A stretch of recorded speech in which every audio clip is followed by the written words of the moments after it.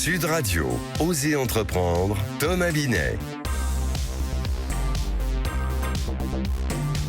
Entreprenez, réentreprenez. Bonjour Thomas Binet. Bonjour Jean-Marie. Au programme aujourd'hui. Je vais vous raconter une belle histoire aussi cette semaine. C'est l'icône de la mode qui est devenue pas seulement l'icône de la danse, c'est la marque Repetto. Et on va recevoir Mercedes Serra, notre grand témoin de la semaine, fondatrice et présidente du groupe de communication BETC. C'est d'ailleurs le E du BETC. Et on va parler publicité, création et entrepreneuriat au féminin. Et puis on terminera en parlant du réseau professionnel qui se crée et qui s'entretient. Absolument. Mais avant ça, on commence, mon cher Thomas, en partenariat avec le magazine Entreprendre. Par les coulisses des entreprises, vous nous racontez une sacrée saga, une belle histoire. C'est l'histoire de Repetto. Oui, parce que tout démarre d'abord lorsque Rose Repetto souhaite aider son fils Roland Petit, chorégraphe et danseur, en lui fabriquant des chaussons de danse lui permettant de moins souffrir pendant ses longues heures d'apprentissage.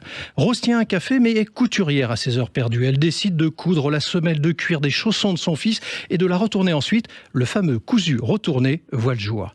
Alors nous sommes en 1947 et la maison Repetto est créée près de l'Opéra de Paris. La suite est connue. Les ballerines sortent des ballets pour investir la rue et Brigitte Bardot, dans le film « Et Dieu créa la femme », en fera un succès qui ne se démentira pas jusqu'à 1984, date du déclin de la marque et du décès de sa fondatrice. Alors, c'est le début d'une mauvaise passe pour Repetto, évidemment. Oui, mais elle va durer jusqu'en 1999, lorsque Jean-Marc Gaucher, ancien dirigeant de Reebok, reprendra la société qui est au bord du dépôt de bilan. Il va prendre la décision, risquée à l'époque, de positionner les ballerines dans le monde du luxe dit abordable. Ce sera le début de la nouvelle croissance de Repetto. L'offre s'élargira à la chaussure homme, au textile et au parfum, sans oublier les succès à l'international.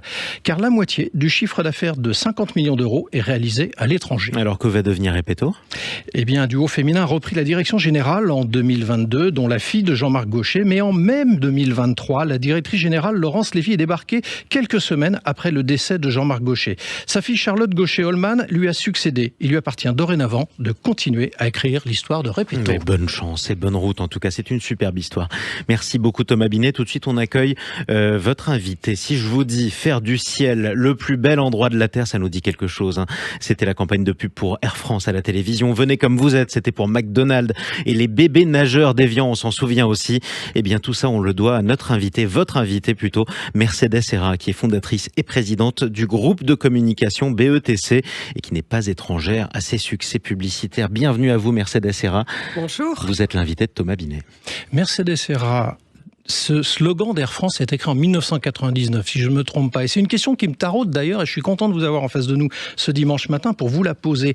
Comment on fait pour trouver un slogan comme celui-là ? Parce qu'il est tellement évident déjà qu'on se demande pourquoi personne n'a trouvé avant vous, et comment vous avez pu inventer ça ? Parce qu'il n'est pas évident. Il n'est pas évident. Non, il est Ce qui est évident n'est pas évident en fait. Non, parce que faire du ciel le plus bel endroit de la Terre, c'est même un tout petit peu paradoxal, quoi. Normalement, d'un point de vue stratégique, on montrait sans arrêt des avions, on montrait les sièges des avions, on montrait les hôtesses de l'air. Absolument. Et donc, c'est pas ce qu'on a voulu montrer. On a voulu montrer que c'était une parenthèse extraordinaire et il fallait trouver un moment pour dire l'émotion qu'on pouvait avoir dans le ciel. Et quand on dit faire du ciel le plus bel endroit de la Terre, on dit plein de choses. On dit d'abord que les gens qui sont là-haut, ils ont un sacré métier, un métier qui est de prendre soin des gens. La chose la plus importante dans ce slogan, c'est que tout Air France était fier de faire du ciel le plus bel endroit de la Terre. Et puis, on finissait dans les images, on montrait jamais finalement l'avion. On faisait ressentir en bas, sur Terre, ce qu'on pouvait ressentir dans un avion. C'est un slogan sophistiqué, on va dire. Mercedes Serra, sans en parler, tout en parlant, on voit que la déconsommation s'installe un petit peu dans les foyers français. Est-ce que vous jugez que la publicité, vous en êtes évidemment un grand témoin, est assez créative pour donner quand même envie aux Français de consommer ? Mais en fait, la publicité, travaille pas comme ça. La publicité, elle travaille en tenant compte de ce que les gens sont et pensent. Donc on accompagne. Évidemment, parce que si on y va à l'envers, en gros, ça ne marche pas. C'est assez simple. Les gens, on pense toujours que les gens sont, je sais pas, peut-être un peu bêtes. C'est pas le cas. Ils font ce qu'ils veulent. Et dans ce qu'ils veulent aujourd'hui, ils nous aident beaucoup parce qu'ils pensent que le monde a besoin de changer de type de consommation. Ils sont intelligents. Après, ils sont pas très à l'aise avec la déconsommation. Ils sont pas très à l'aise avec du négatif. Donc en fait, on les accompagne dans le fait de, oui, il faut changer. De toute façon, ils changent. Le textile baisse, il y a plein de choses qui bougent. Le vintage monte, on achète. Qui aurait pensé qu'aux Galeries Lafayette, on aurait un étage entier de la seconde main? Donc tout ça, ça bouge. Après, ils n'ont pas envie qu'on leur dise que ce monde-là, il n'y aura plus de désir, que c'est dans le négatif. Donc il faut trouver la parole pour les accompagner dans ce chemin assez formidable qui est d'une consommation plus responsable. On va s'intéresser un petit peu à vous, parce que nos témoins, c'est aussi des parcours de vie. Vous êtes d'origine espagnole et vous êtes arrivé en France à l'âge de 6 ans. Bon, alors catalane, voilà. C'est comme ça, c'est posé là. Vous deviendrez professeur de français, mais déçu par le système.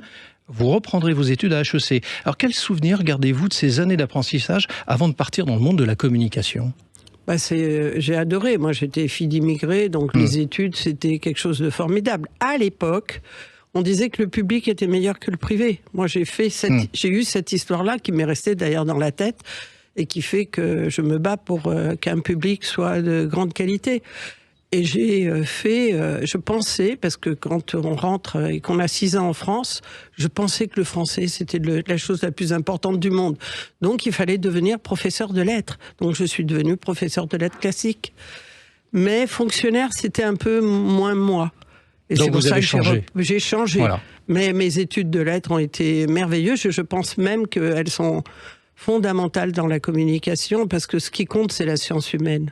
Les gens qui vous connaissent, et vous aussi, vous le dites de vous-même, disent que vous êtes une femme de caractère, obstinée et ambitieuse. Vous pensez que c'est les ingrédients qui vous ont permis de réussir ? L'ambition, je pense qu'elle était assez simple et assez immédiate, et je voulais faire des choses intéressantes. Donc si c'est ça l'ambition, oui, j'avais cette ambition de faire des choses intéressantes qui me plaisent. Obstiné, oui, je pense. Voilà, j'ai fait un chemin simple. Je voulais pas m'embêter. Je voulais travailler depuis le début et trouver de l'intérêt dans le travail que je faisais. Et c'est ce que j'ai trouvé. Vous avez fait de l'égalité, des salaires, un combat. C'est votre combat aussi en dehors du monde de la publicité tel que vous le pratiquez. J'ai beaucoup de combats, mais celui-là est très important pour moi. C'est pour ça que je voulais aussi qu'on en parle ce matin. Comment jugez-vous la situation actuelle, justement, sur ce principe on n'y est pas. On n'y est pas. Non, on n'y est pas. On n'y est pas à l'égalité femmes-hommes. D'abord, on est un peu affolé par le monde.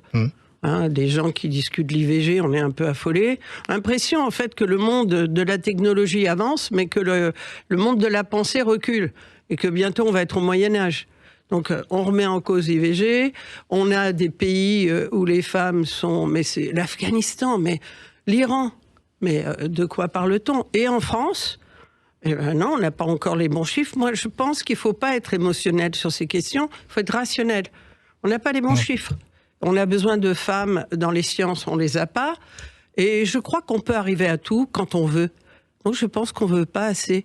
Le gouvernement ne veut pas assez. Si à l'école, faut pouvoir. Bien sûr, pour arriver à quelque chose, il faut le vouloir. Donc, il faut oser. Il faut faire.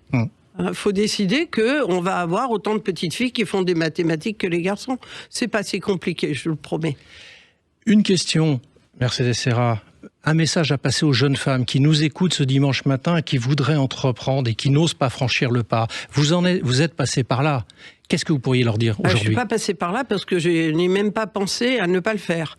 Donc j'ai eu de la chance parce que le plus grand obstacle pour les filles, c'est elles-mêmes.